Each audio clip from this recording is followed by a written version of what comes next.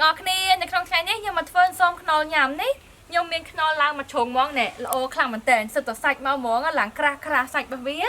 តមកទៀតខ្ញុំមានកូរត្រាំចំនួន2គីឡូតឥឡូវនេះចាប់ផ្ដើមធ្វើជាមួយខ្ញុំទាំងអស់គ្នាដំបូងឡើយខ្ញុំលាងកូរត្រាំនេះស្អាតហើយត្រាំតាក់នេះសិន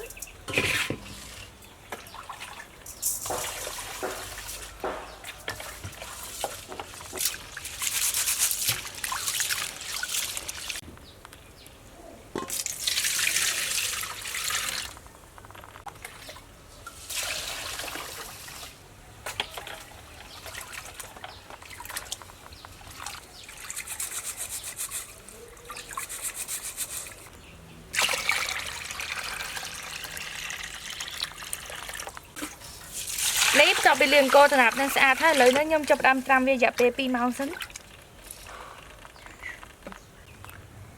នេះបន្ទាប់មកទៀតខ្ញុំចាប់ផ្ដើមបុកខ្នុរ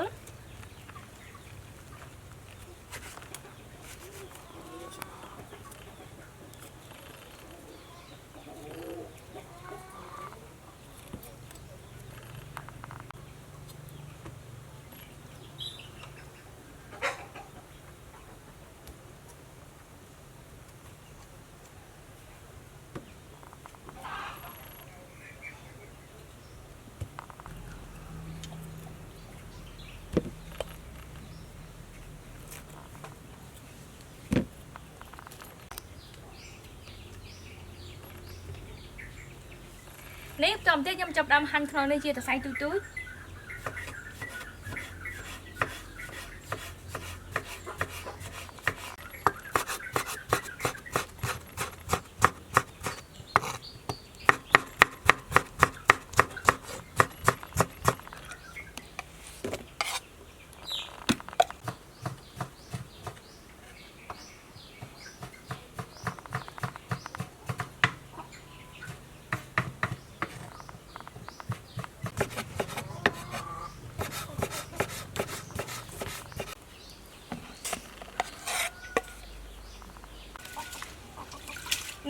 ពីរយៈពេល2ម៉ោងហើយឥឡូវនេះខ្ញុំចាប់ផ្ដើមស្រង់អង្ករចេញ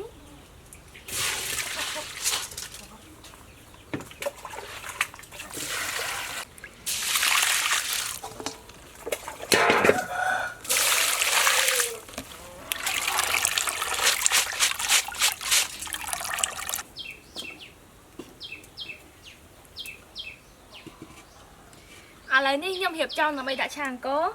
ដំបូងឡើយខ្ញុំដាក់ខ្ទិះដូងទី1ចូលដើម្បីវាឡើងប្រេងសិន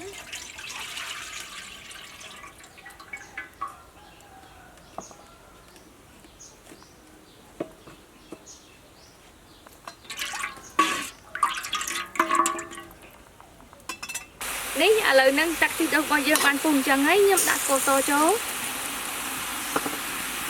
ជាមួយនឹងអំបិលតោះបន្តិចចាប់ផ្ដើមកូរវាឲ្យសព្វនេះឥឡូវនឹងស្ករហើយអំបិលរបស់យើងបានលាយចូលគ្នាល្អហើយខ្ញុំចាប់ផ្ដើមដាក់កូរត្រាបនេះចូល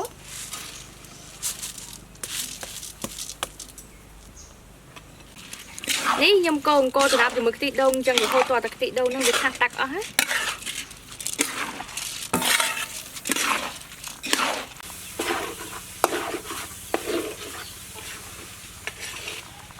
នេះឥឡូវនឹងទឹករបស់យើងបានខាស់ល្អហើយខ្ញុំចាប់ផ្ដើមដាក់ខ្នុរនេះចូលកូរវាឲ្យសព្វជាមួយនឹងបាយដំណើបរបស់យើងមក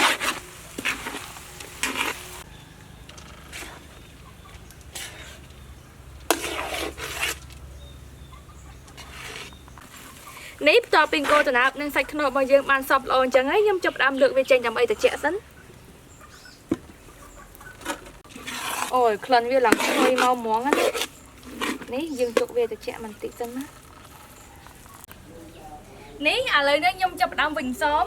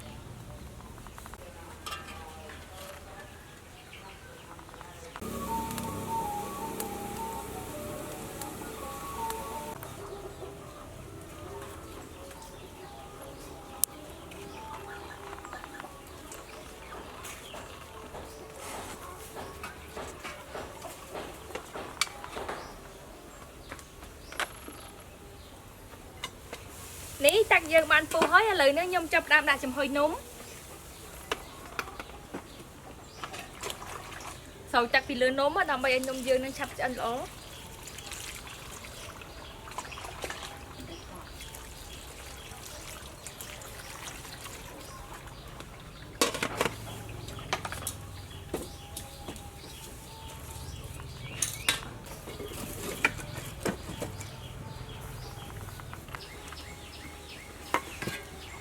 នេះតពីរយៈពេល30នាទីឥឡូវហ្នឹងនំរបស់យើងបានឆ្អិនហើយ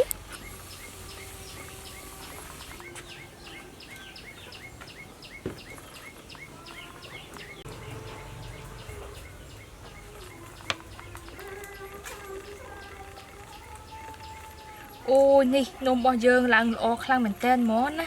ឡើងរលោងនៃសារតែដាក់ខ្ទិះដូងជាមួយនឹងក្លិនឡើងឈ្ងុយមកហ្មង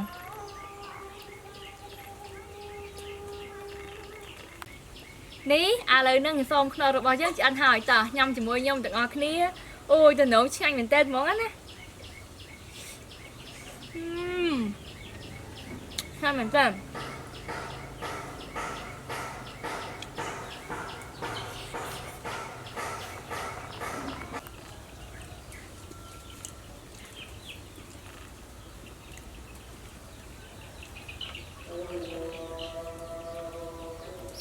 អរគុណអ្នកទាំងអស់គ្នាចំពោះការតាមដានទស្សនាវីដេអូរបស់ខ្ញុំបាយបាយ